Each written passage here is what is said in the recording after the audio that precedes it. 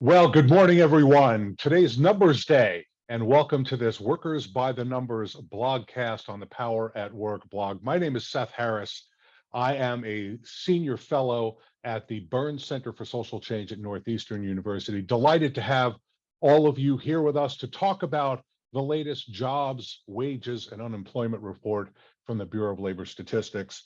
As is our way, we have brought together three really outstanding labor economists who have a lot of experience digging through these numbers and helping to translate them, tell us what they mean to workers. So let me introduce them to you now. First, Professor of Economics and Director of the Schwartz Center for Economic Policy Analysis at the New School, Teresa Ghilarducci. Good morning, Teresa. Hi. Second is my former Labor Department colleague, longtime friend, and now the Chief Economist at the AFL-CIO and a Professor of Economics at Howard University, Bill Spriggs. Morning. Thanks for having me.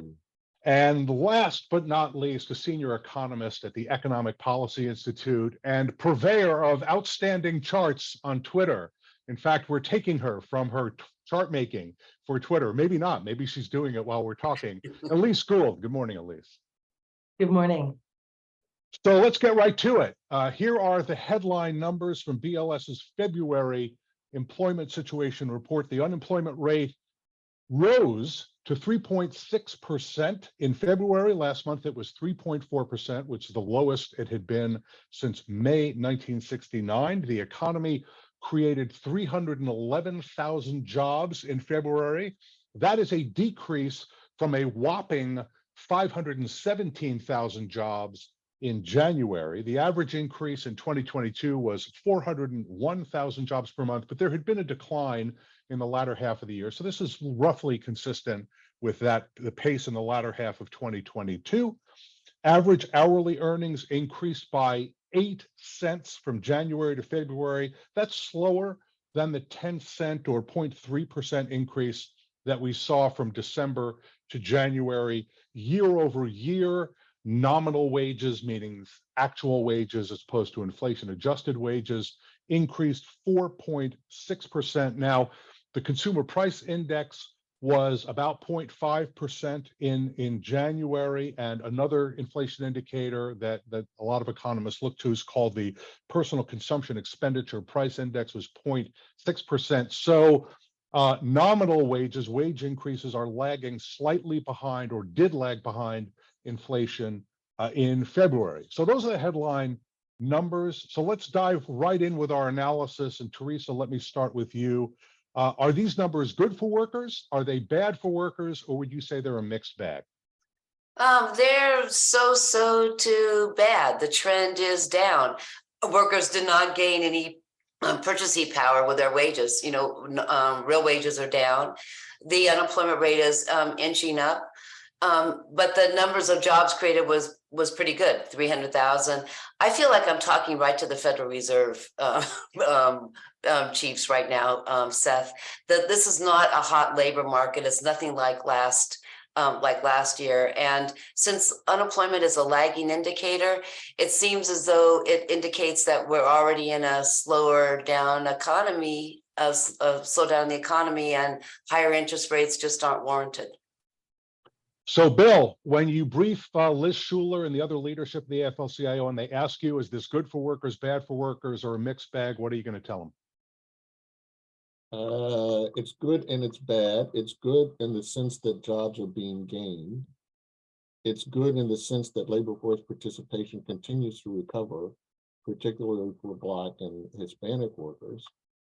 It's bad because I think the economists at the Fed are stupid, and they're going to look at 300,000 and they go, oh my goodness, the earth is falling, the earth is falling.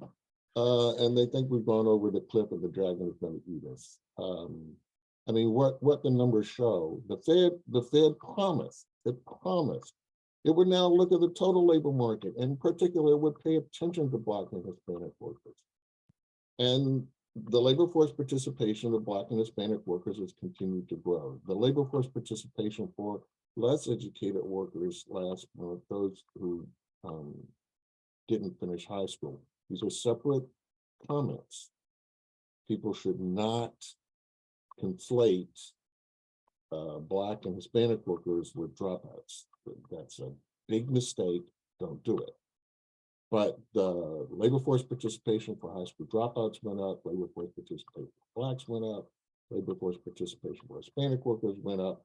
They are continuing to return to the labor market. The Fed keeps insisting there are no more workers.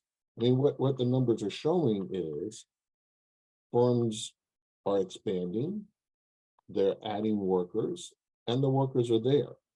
And in fact, you know, we have the anomaly that the unemployment rate for Black women went up, the unemployment rate for Hispanics went up, but that's because so many people returned to the labor market that they, even though they gained jobs and the employment population ratio went up, many of them still remained unemployed. So there clearly is a supply of workers available for firms. Workers are returning to the labor market. And so I think that's good for workers that we're continuing to have recovery in the employment to population ratio. It sounds like your view is that it's good for workers, except that some policymakers think that when things are good for workers, that's bad for the economy. That's actually the premise of this blogcast. That's the reason that we do these blogcasts, is we want to talk about what it means for workers, because so much of the conversation is around predicting what Wall Street will do or what the Federal Reserve will do.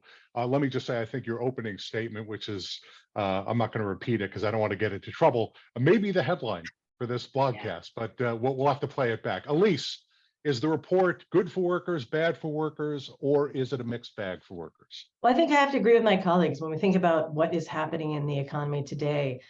You heard them talk about how there's more workers coming back. There is room for growth.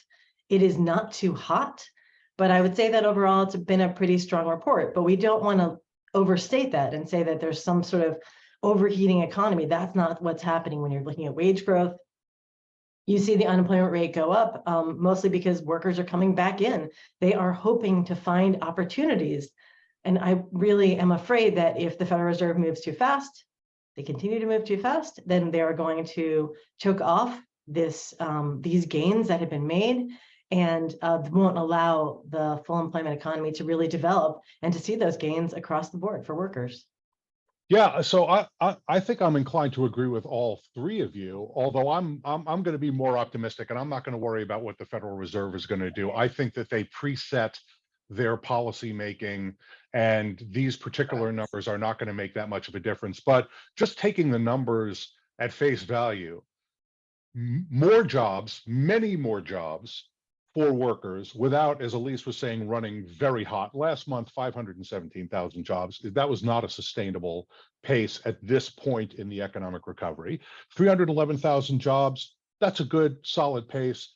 Wages are up. They are not up fast enough to keep with inflation. So I think that's a negative story for workers. But as all of you have said, there are workers who were out of the labor market who are coming back into the labor market, particularly Black and Latino workers who are almost always left behind in these recoveries. They're getting back into the labor market. That's why the unemployment rate went up, right? Because labor force participation went up. But my concern is that there are still large numbers of workers who are out of the labor market who have not been lured back in. There's 5.1 million. Well, I'll save this actually for when we do the stat of the day, because I want to focus on particular things. But on the whole, I think it's a good report. But I think it's fair to say it's a little bit mixed, because that wages number is a little bit concerning. And we're also seeing some softness in some particular industries. The information industry saw a loss of jobs, transportation and warehousing saw a loss of jobs. But man, there's a lot of growth all across the economy, including in leisure and hospitality, which is still way behind its pre-pandemic numbers. So I'm feeling pretty good about this report. I'd still like to see those wages numbers a little faster, but I want to recognize your point that if wages rose faster, who knows how many people would be running around screaming hysterically in a particular building in Washington, D.C., maybe multiple buildings in Washington, D.C. I don't know. Okay, so let me get on to our next question. One of the great things about having really knowledgeable and experienced analysts like our three guests today on to talk about this report is they go behind those headline numbers and they find particular statistics that tell a story either about a portion of the labor market, a portion of the worker population, or about the population as a whole, something that we don't focus on when we just look at those headline numbers. So I want to get into the stat of the day. I'm going to give every one of our guests an opportunity to tell us what is your stat, and you can take two. You could have two stats of the day, or three, even if it's that important to you. So, Bill, what is your stat of the day? You're on mute, sir.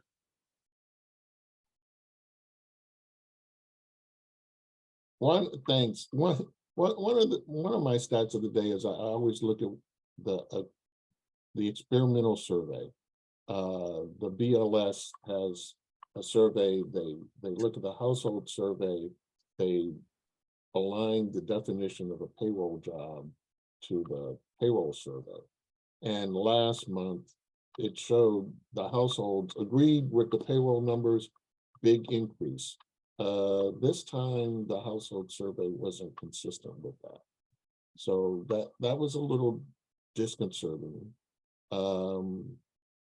Labor force flow is always important to me, and there continued to be this optimistic look from the labor force flow, the flow of people from unemployment to out of the labor force, that was down. It continues to trend down.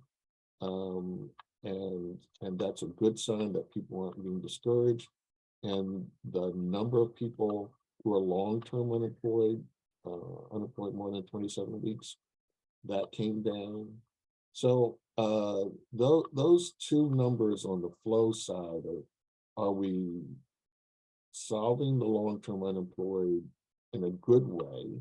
I would say it looks like we are, because it isn't that people are going from unemployment to I quit, forget it. And we continue to see big numbers for people who are not in the labor force, and the next month suddenly they have a job, which is always a good indicator. That's a good one. Elise, what's your stat or stats of the day? Okay, I'm going to take liberties. I'm going to give you three of them. Sorry, I said two before, and we're supposed to say one. Can I just say three is going to be extra. It's going to cost you extra. Okay, I will pay the fine because I think it's important. The first one is prime age EPOPs. We are now back to where we were. Define that for everybody. I'm going to define prime age EPOPs. That is exactly what I should be doing. Great. Prime age EPOPs is the share of the population, ages 25 to 54 with a job. Do you look at everyone 25 to 54, the share of them with a job is the employment to population ratio. So it's one of my favorite statistics. It tells you how workers are doing. It's not a level, it's a rate. So you can be looking at cross time. And we can see now that we have pretty much come back to pre-COVID, pre-pandemic levels. And that is a very good indicator for the economy and for people in the economy being able to get jobs. My first indicator. The second one is what is happening with nominal wage growth. Nominal wage growth is clearly decelerating. You look at the 3-month average, you look at the month over month annualized, you look at any of these different measures, you can see this deceleration. That deceleration is good news for what the Federal Reserve might be looking at. Obviously not necessarily good news for people, but it is normalizing. What we hope is that inflation will come down, and this will actually be beating inflation when we see those numbers next week. And then people's purchasing power can be increasing. But it's clear that wage growth is not adding to inflationary pressures. I think that's the key measure, the key takeaway from that decelerating wage growth. That has not been what has been feeding inflation, and it is clearly not what's feeding inflation now. The third measure I would say is a disappointing one. State and local jobs are still down. We did see some increase in February, but they are still down significantly from pre-pandemic levels. That's worrying for the people in those jobs and obviously for the services that they provide.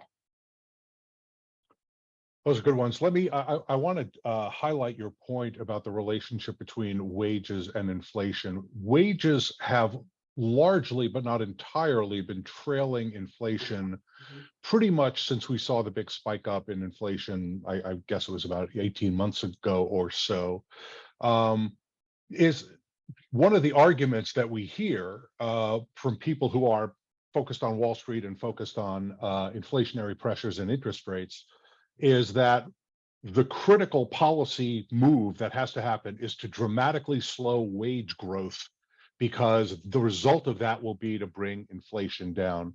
I want you to just say two more sentences about that idea that we cannot slow inflation without further slowing nominal wage growth. I know you don't agree with that. Tell us a little bit why you think that's wrong. Well, I think the concern here is that if we're going to slow inflation down, the Federal Reserve is using the tools to slow the entire labor market down, give people, you actually increase the unemployment rate, lower demand for goods and services, and that will then give them less bargaining power. They'll be less scarce in the labor market. Employers won't have to pay them as much. There's this ripple effect that will happen. But what we're seeing really is that since, as you've pointed out correctly, that wage growth has been lagging, is actually slower than inflation. It is not what's driving inflation. We know that there have been many other factors outside of the labor market that's driving inflation. This is very a blunt tool to get at what is happening in inflation. Yeah, very important. I think we can't say that often enough. It's that workers are not the cause of inflation. Workers' wages are not the cause of inflation. The 1970s are gone. This is a different era. Workers have so little power in this economy that they're not really driving what's going on in inflation. There's a lot of other factors involved here. Teresa, what's your stat or stats of the day? Sure. I have two, but I want to put an exclamation point on that sentence. There is no evidence of wage push or cost push inflation here. And if the Federal Reserve wants to lower wages by engineering a recession, we're in danger of stagflation, meaning more jobless and still higher prices if the heart of the problem of inflation is not dealt with. And that is not workers, Ukrainian war, and still supply chain problems. That's still the story. I look at a very visceral number, and that is how it's an indicator of how workers are feeling about their own power.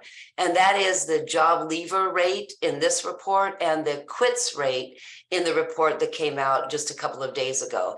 And both those numbers show the quit rate, the job leaver rate. That's when a worker says, take this job and shove it, I'm going someplace else.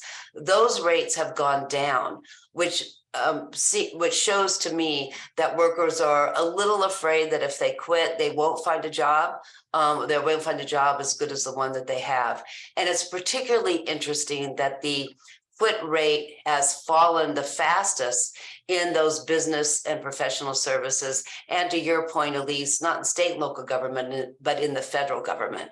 So it looks like workers are kind of hunkering down and aren't as feisty in leaving or bargaining for a higher wage. So that shows to me that worker power is falling. The other number that I look at is beyond what Elise looks at. I'm looking at what happens to workers over 55. Now, why am I interested in that? Because I'm interested in the labor power, the worker power for all workers. Since workers over 55 is predicted to take up half of the 10 million or so jobs predicted to be created in the next 10 years. So half of them will be filled with older workers. What happens to them really says a lot about the worker power for all workers. And since workers don't have the pension security they had in the 70s or 80s, and it looks like the stock market is taking causing 401k plans, whatever people have, to fall, that we have more and more older workers looking for work to supplement their really weak and inadequate pensions. And if that continues, if we do nothing to help pensions and Social Security, you're going to see more and more older workers enter the labor market in under whatever terms they want. And that bodes poorly for worker power. And what happened to older workers in this report shows the unemployment rate is up and their employment is up as well. 1 million of older workers lost their jobs involuntarily and told surveyors that they were retired when they really are just long-term unemployed, and those people have not come back to the labor force. So for the older worker population, sorry, I'm going on so long, the labor market looks like it's really softening and getting worse.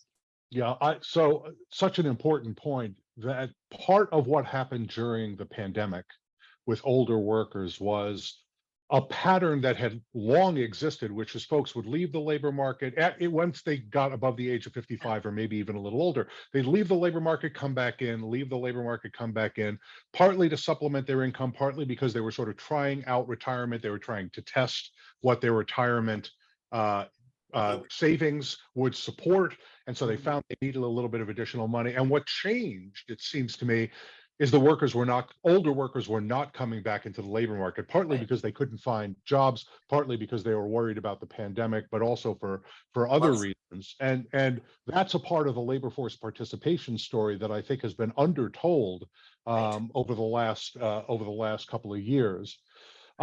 You kicked us off on a topic that I want to go to next, Teresa, which is to talk about worker power and what this report tells us about worker power. Let me give I'll tell you what, let me give you my stat of the day.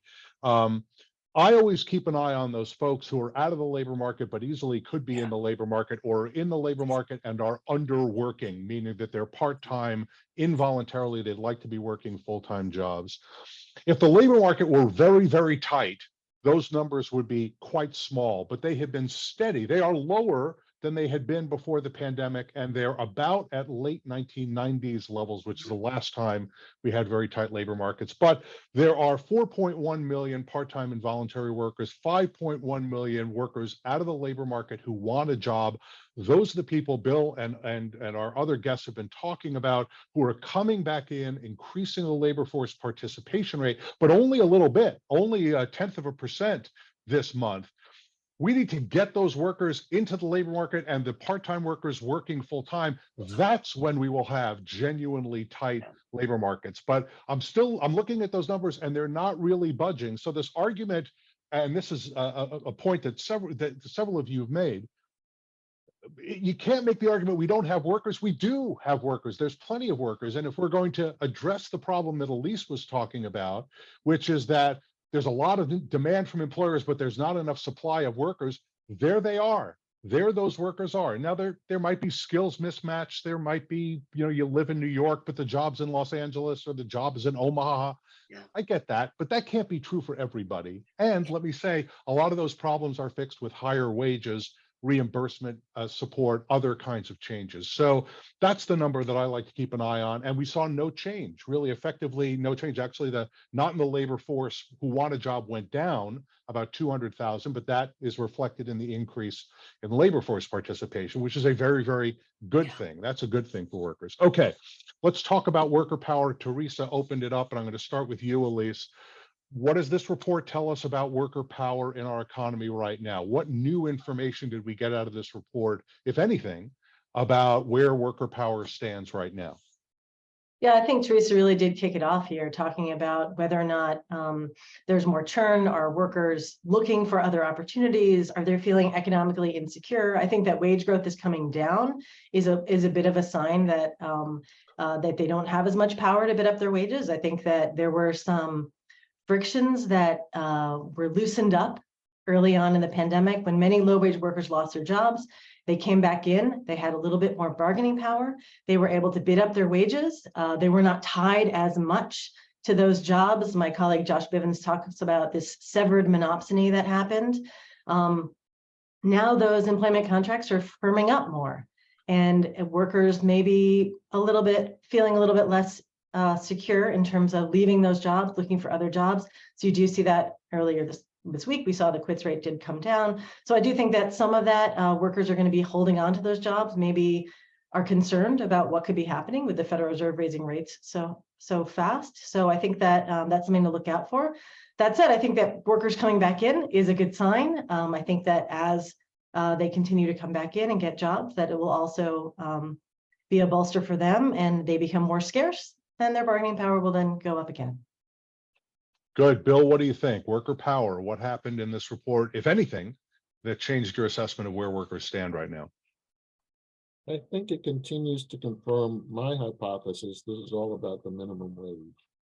I mean, when you break down where did wage growth occur, it's only in the bottom. It's only for young workers. These are the workers who are affected by the minimum wage, and increasingly, the states that were going to $15 an hour or $12 an hour, their increases now are smaller because the initial steps are huge. When you go from 725 to 15, the first couple of steps are 10%, 12%, 15% wage increases. And those wage increases only show up in the lowest wage industry, leisure and hospitality and retail. They don't show up in any of the other industries. You don't see workers who are in their 30s and 40s giving big wage increases. It was a minimum wage story.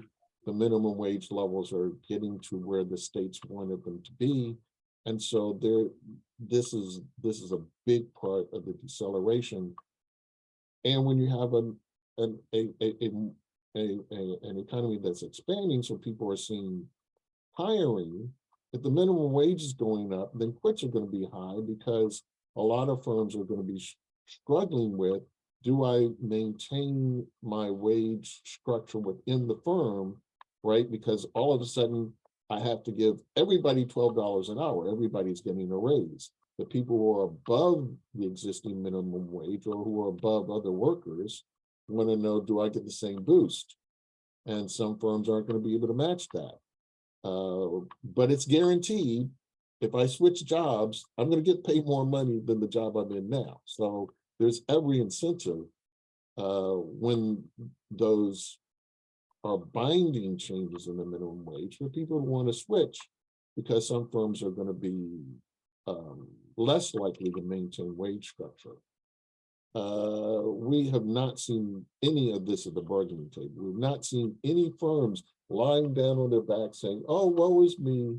We have such a tight labor market, we can't find anybody. And, as we keep seeing these rail accidents with Norfolk Southern, we should all be reminded that the rail industry did not come to these highly skilled workers and go, oh, the labor market's really tight. What do you want? You want 8 weeks of paid leave? You want 12% a year wage increases? We'll give it to you. We'll give it to you. We did not see that. So I think it's the workers who actually are bargaining have never seen what the Fed has seen in terms of this increased ability. And for lower wage workers, I think the market is maturing. People are in place, and without these very substantial and very binding minimum wage changes, the wage is coming back. A strong reminder that a low unemployment rate in and of itself just does not generate wage pressure. We had an unemployment rate that was low pre-pandemic, and all of us were concerned because wages just weren't moving. I mean, we saw this throughout the recovery, that wages just weren't moving as we lowered the unemployment rate. So the unemployment rate is just not a gauge of worker power. Good. Teresa, it's Yeah. you don't have to raise your hand. It's your turn. Yes, Tell us about worker Okay. power. Tell us about worker power. And then we're So, going to wrap up after this. Yeah, so Bill had a really good point. It's not supply and demand where workers get their power. We have high demand for workers, that's indicated by the unemployment rate, but still wages aren't going up, that you need something institutional, something else. And Bill said, look, it's the minimum wage. It's the government bargaining for these low wage workers that have given any life, to wages. It's at the very bottom of the labor market that's affected by legislatures raising the minimum wage. I'm hoping that the union threat effect, the threat that unions will come in to unionize in Starbucks and warehouses, will actually inch up the wages. But if you want to look at what's happening to worker power, one of the saddest stories was just a few days ago when mine workers in Alabama came off of their 2-year strike with nothing, with absolutely nothing. A very strong union. in the 70s, they got real wage increases. And after 2 years of striking, not getting paid, they went back to work. They have their jobs, but they'll never make up for what they lost. So that's another indicator that worker power is just not there, and supply and demand isn't even on their side. One point I want to make, Seth, that you could add to your list of workers, the pool of workers that may be available for employers, not only the part-time workers that could be full-time, or the people that were discouraged who still haven't gotten back. It's the pool of retirees. The million people who said they were retired during the pandemic really aren't retired. There's just another word for long-term unemployment or discouraged workers.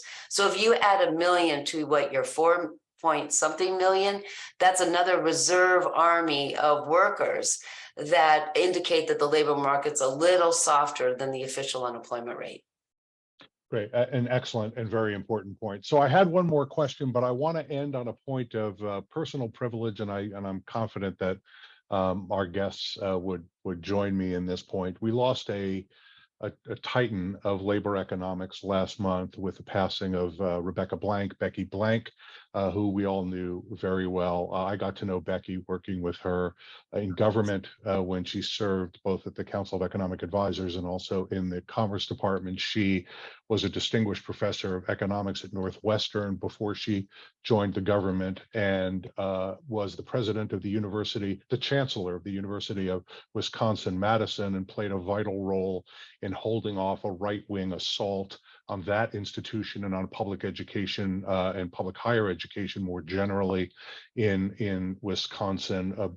The right wing both wanted to defund public higher education institutions and take control of them, eliminate things like tenure. And Becky, because of her remarkable diplomatic and political and intellectual skills, was able to hold them off. But maybe her greatest accomplishment was captured in the obituary that ran in the New York Times about her, where she with a little known, little appreciated statistical improvement in the way poverty is measured in the United States, helped millions and millions of poor Americans, not merely to be seen, but to benefit from programs that were designed to help them and to help government to understand the tremendous value of anti-poverty programs, cash assistance programs, housing assistance programs, and others. But I'll remember her as a friend, a positive force, a light.